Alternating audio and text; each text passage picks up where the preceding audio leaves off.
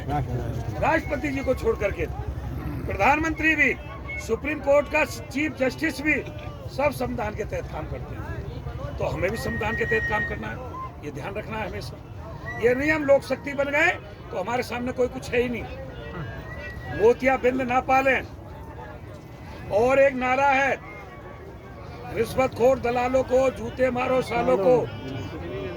ये नारा हमारे संगठन में नहीं चलेगा। वो भी नहीं चलेगा, इसके सर पर डंडा है, उल्टा है, क्या है। हाँ, वो गुंडे वाले नारे लगाओ, खूब मजबूत लगाओ। जब तक दुखी किसान रहेगा, धरती पर तूफान रहेगा। अभी तो ली अंगड़ाई है, आगे और लड़ाई है, बहुत नारे हैं। लेकिन असंवैधानिक नारे जो हैं वो लोक शक्ति में बंद कर दो। और कारण क्या होता है, मैंने देखा है, मैं तजुर्बा बता रहा हूँ। कई बार बनी बनाई बात इन नारों से ही बिगड़ जाती है। हमारी बात पार पड़ने जा रही है, हमारी मांग मनने जा रही है, और किसी ने बीच में से नारा लगा दिया, सामने वाले को लगा के ये गाली तुझे दे रहा है साले को, और कौन है तुझे सुना के दे रहा है, तुझे साला बता रहा है, और वहाँ वो बात दूसरे रूप में पेश हो जाती है, उसे भी सामने वाले को चिढ़ हो जाती है। तो चूंकि यहाँ जिलाध्यक्ष और मेन लीडर नेतृत्व क्या रहता है, अपने अपने जिले में वो नारे ना लगाएं जो सामने वाले को पीड़ा पहुंचाए। नारे खूब लगाएं, उनके लिए मना नहीं कर रहा। खूब क्या, अभी तो ली अंगड़ाई है, आगे और लड़ाई है। जब तक दुखी किसान रहेगा, धरती पर तूफान रहेगा, आवाज दो हम एक हैं, वीर शहीदों की कुर्बानी याद करेगा हिंदुस्तानी, वीर शहीदों का बलिदान याद करेगा हिंदुस्तान। सैकड़ों नारे, लेकिन कोई भी नारा ऐसा ना हो जिससे सामने वाले को पीड़ा हो। सर, एक नारा ये था, यदि किसान का खून हनन हुआ तो खून बहेगा सड़कों पे। कोई खून मत बहाओ सड़कों पर, ये गलत बात है। नहीं, जरूरत नहीं, उसकी जरूरत नहीं है, ये गलत है। जब बहेगा तो बहेगा ही, और हम नहीं बहा सकते किसी का खून। हमें संविधान ने अधिकार नहीं दिया खून बहाने का। खून जिसको हम कह रहे हैं उसे अधिकार है बहाने का, वो बहाता भी है और बहे भी है। शास्त्री जी, गोली चली है, शहीद हुए हैं किसान। और एक बात और सुन लो, आज के समय में, पहले समय में जितना बल प्रयोग होता था संगठन मजबूत होता था। पहले समय में जितने आंदोलनकारी जेल जाते थे संगठन मजबूत होता था। लेकिन आज मैंने और अपना देखा है कि जैसे ही कार्यकर्ताओं की गिरफ्तारी होती है तुरंत संगठन कमजोर होने लगता है। जिस जिले में बल प्रयोग हो जाता है संगठन कमजोर होने लगता है। जिस जिले में गोली चल गई तो संगठन रहेगा ही नहीं। आज वो त्याग नहीं है किसी में, जो त्याग कभी पहले शास्त्री जी के समय पर हुआ करता था।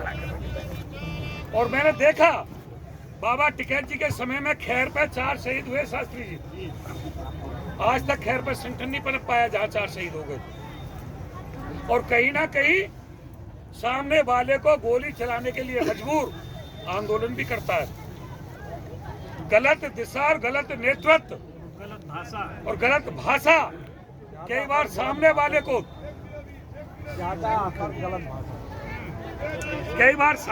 को बल प्रयोग करने पर मजबूर कर देती है। प्रशासन है आपको आगे नहीं बढ़ने दे रहा, बैठ जाओ वहीं। जहां प्रशासन रोकता है वहीं बैठ जाओ। प्रशासन गिरफ्तार करता है तो लेट जाओ, लेट सकते हो आप। लेटे हुए को उठा ले, गाड़ी में डालने दो। यही सब असहयोग आंदोलन। अगर हमें प्रशासन ने बैरिकेडिंग लगा दी है, हमने थोड़ी बहुत झूठी साझी धक्का मुक्की की और नहीं है तो वहीं बैठ जाओ। प्रशासन उठा रहा है तो लेट जाओ, आगे नहीं बढ़ने दे रहा है तो लेट करके ही बढ़ सकते हैं, बैठ करके ही बढ़ सकते हैं। क्योंकि खड़े वाले में प्रहार बहुत जल्दी करते हैं, जब बैठ जाता है तो सामने वाला कमजोर होता है। हम लेट जाते हैं सामने वाला और कमजोर होता है। ये आंदोलन की कड़ी है जिन्हें मैं बता रहा हूं। और एक सोशल मीडिया हमारी कमजोर है। और संगठनों से सीखो। राष्ट्रीय अध्यक्ष जी का कोई निर्देश होता है तो सारे जितने भी सिपाही हैं फौज के, वो अपने अपने जिले में उसको इतना फेसबुक पे प्रचार करते हैं। जब तुम अपने राष्ट्रीय अध्यक्ष जी के फोटो को अपने जिले से 50 फेसबुक पर नहीं कर सकते, इससे ज्यादा क्या करोगे? इसमें तो कोई खर्चा नहीं हो रहा। जब तुम अपने प्रशासन को, अपनी पब्लिक को ये नहीं बता सकते कि हमारे संगठन का नाम क्या है, हमारा राष्ट्रीय अध्यक्ष कौन है, हमारा जिलाध्यक्ष कौन है, उनको तुम सोशल मीडिया पे प्रचार नहीं कर सकते, कुछ नहीं कर सकते। तुम उस मीडिया के ऊपर मत रहो, अखबारी मीडिया के ऊपर या यूट्यूब चैनल या जो चैनल चल रहे हैं, वो तुम्हारी खबर छापे ना छापे, यूट्यूब चैनल पे चलाए ना चलाए, लेकिन आज हर आदमी के हाथ में यूट्यूब चैनल है। एक आदमी फेसबुक पर डालेगा, कम से कम 50 आदमी देखेंगे उसे। 5000 फ्रेंड भी होंगे तो 50 तो कम से कम देख लेंगे, और 100 आदमियों ने डाल दी तो 5000 आदमियों ने देख ली। अपने आप 5000 पे तुम्हारी आवाज पहुंच गई। जब डालोगे ही नहीं, फिर आज पब्लिक ऐप है, यूट्यूब चैनल बन जाता है अपने से ही, यूट्यूब बन जाता है। ट्विटर सब, मैंने पहले भी कहा था, ट्विटर हैंडल सब अपने अपने जितने भी वो चलाते हैं, क्योंकि ट्वीट आज सबसे तुम्हारी नहीं पूछ रहा, तुमने बना रखी। मैं ये कह रहा हूँ, तुम्हारे जिले में जितने भी ये सोशल मीडिया चलाते हैं, सब अपना ट्विटर हैंडल तैयार कर ले।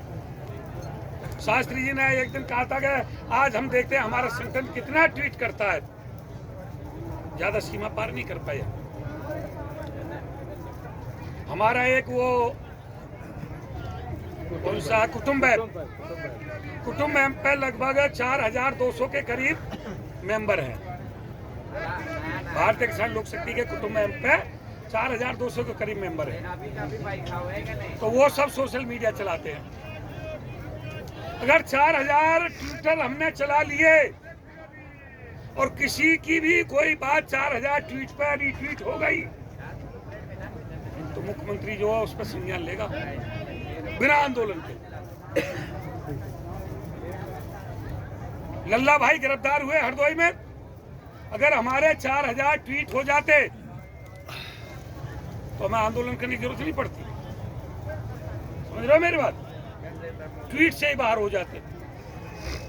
बहुत बड़ी ताकत है ट्विटर हैंडल। प्रचार के लिए डेली हंट है, पब्लिक ऐप है, यूट्यूब है, ट्विटर है, फेसबुक है, इंस्टाग्राम है, और ये सब मैं चलाता हूँ जो बोल रहा हूँ, ऐसे नहीं। और ये सारे अगर तुम अपने फोन में अपलोड कर लोगे और इनको चलाना सीख जाओगे, तो हर माध्यम से 50-50 आदमियों ने देखा तो 500 आदमी को एक आदमी दिखा देगा, और 100 आदमी हैं जिले में दिखाने वाले। 100 मेंबर तो हर जिलाध्यक्ष के साथ होंगे जो सोशल मीडिया चलाते हैं, ऐसे 100 तो होंगे हर जिले में। आजकल तो एक एक घर में कई मोबाइल होते हैं, एक घर में कई मोबाइल, और जो बच्चे हैं वही हमको सिखाते हैं, और यही मोबाइल होते हैं हर घर में। सीखना है। और जब से ये क्लास चली है ऑनलाइन, जब से तो और ज्यादा हो गए, उनसे भी अगर तुम अलग अलग वो बना लो तो तुम्हें किसी मीडिया की जरूरत नहीं है, अपना प्रचार अपने आप कर दोगे, और जो दिखता है वो बिकता है। ये ध्यान रखो हमेशा।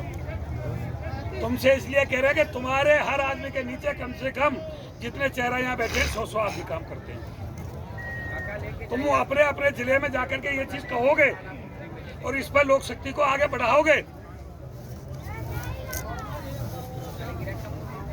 पत्रिका ले आओ मुझसे जाकर।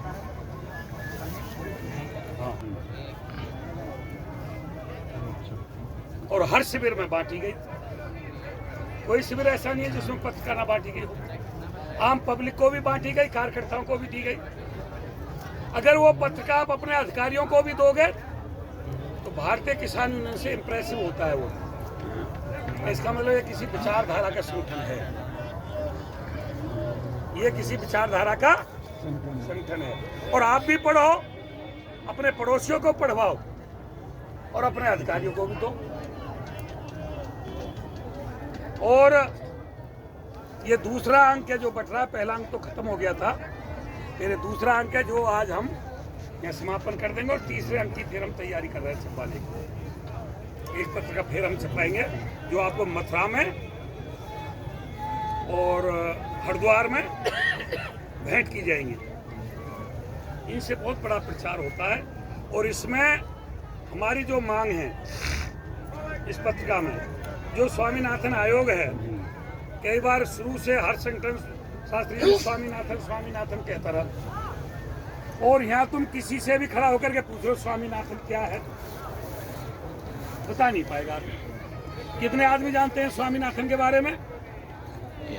थोड़ा बहुत सर मालूम। कितना? जैसे कि सर स्वामीनाथन आयोग 2006 में रिपोर्ट इसकी जो है बनवाई गई थी, जिसमें सुनते रहो भैया, उधर देखो, जिसमें ये बताया गया था कि किसान की लागत से 1.5 गुना जोड़कर उसका मूल्य निर्धारित किया जाए। और तब से उस जो FT2 और C2 शास्त्री जी कहा करते थे वो भी हमारे दिमाग में नहीं आया। इसको लेकर का वो फार्मूला है देखिए। जी, तो 2006 जी, जी। में स्वामीनाथन एक कृषि विशेषज्ञ थे, प्रगतिशील कृषक थे, विशेषज्ञ थे। उनसे कांग्रेस के समय पर एक रिपोर्ट किसानों की मानी गई, जिसको स्वामीनाथन आयोग का नाम दिया गया। उसकी सिफारिशें हुई, लेकिन लागू वो आज तक नहीं हुई। बहुत सारी बात है। तो इस पत्रिका में हमने पहले अंक में भी और इस अंक में भी स्वामीनाथन आयोग की सिफारिशें भी छपाई गई कि माननीय स्वामीनाथन जी ने क्या कहा। उनका हमें ज्ञान होना चाहिए। और तुम यहाँ से पत्रिका ले जाओ, ले जाके रख दो। हमारा छपाई का पैसा भी गया, संगठन की वेस्टेज भी हुई। इतने अच्छे पन्ने पर 5 साल तक किताब का पत्रिका का कुछ ना बिगड़े, और अब सुरक्षित रखो तो आजीवन कुछ ना बिगड़े। इतनी अच्छी प्रिंटिंग, इतना अच्छा कवर और इतनी महंगी पत्रिका छपाएगी इसलिए ताकि इनको सुरक्षित रखा जाए और समय समय पर पढ़ा जाए और उनको भी पढ़वाया जाए। और पूरे किसान की नक्शा, किस तरीका से किसान जी रहा है, वो सब उस पत्रिका में है। अगर एक बार पूरे मंथन से पूरी पत्रिका पढ़ ली तो आप अपने आप आंदोलनकारी हो जाएंगे। ये भी उसमें है। ऐसे नहीं छपाई, फालतू पैसा नहीं है संगठन पर, कहीं फालतू पैसा नहीं है। लेकिन जैसे तैसे भी हम प्रयास कर रहे हैं कि हमारी बात जन जन तक पहुंचे। अखबार के माध्यम से, पत्रिका के माध्यम से, सोशल मीडिया के माध्यम से हम अपने भारतीय किसान लोक शक्ति की विचारधारा को जन जन तक पहुंचाएं। आपके संगठन में सौभाग्य है कि हमको राष्ट्रीय चैनल पर भी बोलने का आज तक है, टी न्यूज है, न्यूज 24 है, रिपब्लिक भारत है, इंडिया टीवी है, AVP है। ऐसा कोई चैनल नहीं, राष्ट्रीय चैनल, जिस पे हमने किसानों की वकालत ना की हो। चाहे वो तुम्हारा कनाट प्लेस से जो चलता है उनका भैया जी कहे, उसमें भी कई बार हमने किसानों की बहस की है। ये भी आपका सौभाग्य है। हर राष्ट्रीय अध्यक्ष को ये सौभाग्य प्राप्त नहीं है।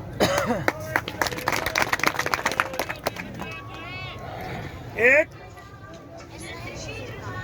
पूरी पंचवर्षीय हो गई है शास्त्री। पहले पंचवर्षीय योजना चला करती थी कांग्रेस के समय पर, और पंचवर्षीय योजना से ही 5-5 साल के चुनाव शुरू हुए। 5 साल का प्रधान, 5 साल का मुख्यमंत्री, 5 साल का प्रधानमंत्री, 5 साल का राष्ट्रीय अध्यक्ष। पूरी पंचवर्षीय हो गई और 5 साल हमने इस वट वृक्ष को खाद पानी देने में जितनी भी मेरी ऊर्जा थी, जितनी भी मैं लगा सकता था, रात दिन 24 घंटे मैंने जग करके इसको पौधे को, वट वृक्ष को सींचा कि इसकी छाया में हमारा हिंदुस्तान का किसान आनंद ले। और प्रमाण है, किसी भी इलाहाबाद के शिविर में, किसी भी हरिद्वार के शिविर में, किसी भी मथुरा के शिविर में, किसी भी राष्ट्रीय, प्रदेश, जिले के पदाधिकारी को हमने चंदे से नहीं कहा। शास्त्री जी को पता है, हर जिलाध्यक्ष 5100 रुपये प्रयागराज में और 5100 रुपये हरिद्वार में टिकैत साहब के लिए, पर सिर्फ टिकैत साहब के लिए दिया करता था। उसका इस भंडारे से कोई मतलब नहीं था जो 5100 रुपये की रसीद करती थी। और रसीद नहीं थी, हर जिलाध्यक्ष से 5100 रुपये राष्ट्रीय शिविर, इलाहाबाद और हरिद्वार लिए जाते थे। और वो राष्ट्रीय अध्यक्ष के पर्सनल खर्चा के लिए, टिकैत साहब की गाड़ी के लिए, टिकैत साहब के ड्राइवर के लिए, टिकैत साहब के डीजल के लिए जाया करते। मैंने किसी भी जिले से मेंबरशिप चंदा, ये है देवेंद्र आगरे से पहले से इन्हें जानकारी होगी, मेंबरशिप चंदा, भंडारे का चंदा किसी भी जिले में जोर डाल करके आज तक नहीं लिया। ना इस संगठन में सामग्री बेची गई। सामग्री के लिए फिर मैं खुली घोषणा कर रहा हूं, जितनी हम उपलब्ध करा सकते हैं पांडे जी निःशुल्क उपलब्ध कराइए। आज तक निःशुल्क हुई है ना, निःशुल्क हुई है, चाहे टोपी है, चाहे बिल्ला है, चाहे गाड़ी का झंडा है, निःशुल्क दिया गया। कोई संगठन नहीं देता कभी भी। अब सुन लो, बहुत दे दिया भाई। मेंबरशिप भी नहीं ली किसी से भी जिले से, वरना 50% राष्ट्र के कोष में जाती है मेंबरशिप। जितना तुम अपने जिले से उगाओगे 50% राष्ट्र के शिविर में जाती है, राष्ट्रीय कोष में, राष्ट्रीय अध्यक्ष के कोष में जाती है। ये मैं अपनी तरफ से नहीं कह रहा, जहाँ से किसान यूनियन की स्थापना हुई वहाँ से बता रहा हूँ। बाइलाज संगठन चलता भी जमीयत। मुझको किसी जिले ने बुलाया, मैंने किसी से गाड़ी का तक तेल भी नहीं लिया, किसी भी जिले में अपनी तरफ से गए, कैसे नहीं गए। 5 साल पूरी हो गई, बैठ शास्त्री जी पूरा खड़ा कर दिया। भाई मेरी इतनी सामर्थ्य नहीं है कि भंडारा भी मैं अपनी जेब से लगा दूं, तुम्हारे हर जिले में हाजिरी भी मैं अपने तेल से कर दूं, पत्रिका भी अपनी जेब से छपवा दूं, किसी से कोई सदस्य चंदा भी ना लूं। 5 साल में आज उत्तर प्रदेश में एक उस जिले को छोड़ करके कोई सा बताता शास्त्री जी ने उधर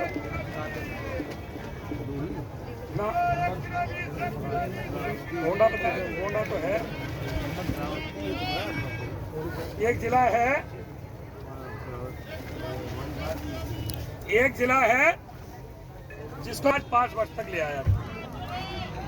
जिस दिन राष्ट्रीय अध्यक्ष आज के इलाहाबाद शिविर से लेकर के आज से ही, जिस दिन राष्ट्रीय अध्यक्ष ना हो, आप स्वतंत्र हैं, शास्त्री जी स्वतंत्र हैं। जो भी राष्ट्रीय अध्यक्ष बनेगा खर्चा जरूर लेगा भाई। संगठन बिना खर्चे के खड़ा कर दिया, लेकिन चलेगा नहीं आगे। लल्ला भाई बहुत नाराज हो रहे थे कल, अध्यक्ष जी क्या है 12 बज गए अभी तक यहाँ खाना नहीं है। तो लल्ला भाई भी अगर अपने जिले से एक हलवाई, एक उदाहरण दे रहा हूं मैं, उन पे मत जाना, वो सभी पे लागू है। एक हलवाई, एक कढ़ाई, थोड़े से चावल, थोड़े से आलू, थोड़ा सा आटा, थोड़ा सा मसाला ले आते और अपना एक तरफ लगा देते, अपने जिले को खवाते, औरों को खवाते। जब इनका निबट जाता तो फिर आगरे वाले का चल जाता, इनका निबट जाता तो किसी और का चल जाता। पहले टिकैत साहब के जमाने में कहीं भंडारे नहीं लगते थे, होंगे शास्त्री जी। इलाहाबाद के शिविर में अपने अपने पंडाल के सामने हमने खुद अपना अपना खाना खुद बनाते थे। ये भी करवा सकते। अब तो अध्यक्ष जी भंडारा सिस्टम चल दिया ना, भंडारे के मालिक भी बैठे हैं।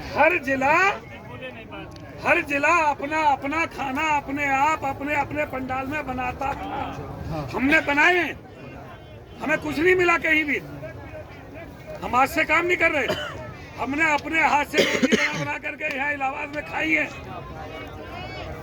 या तो हम होटल पे खा के आए या अपने पंडाल में अपने आप सेक के बना के खाइए। अपने मन से सब्जी बनाई और अपने मन से रोटी बनाई या चावल बनाई। लेकिन आज हरिद्वार में, मथुरा में, प्रयागराज में हम प्रयास करते हैं कि जितनी भी सेवा हमसे हो जाए। पहली साल से पांडे जी को पता होगा, जो हमें हलवाई नहीं मिला था तो सूखा सीधा बांटा था इलाहाबाद में। उसके बाद तो हमने व्यवस्था की हर जगह, लेकिन पहली साल इलाहाबाद में हमने सबको आटा, दाल, चावल निःशुल्क बांटा था। ले जाओ और बनाओ खाओ। हलवाई नहीं था हमारे पास, कुंभ लगा था वहाँ था।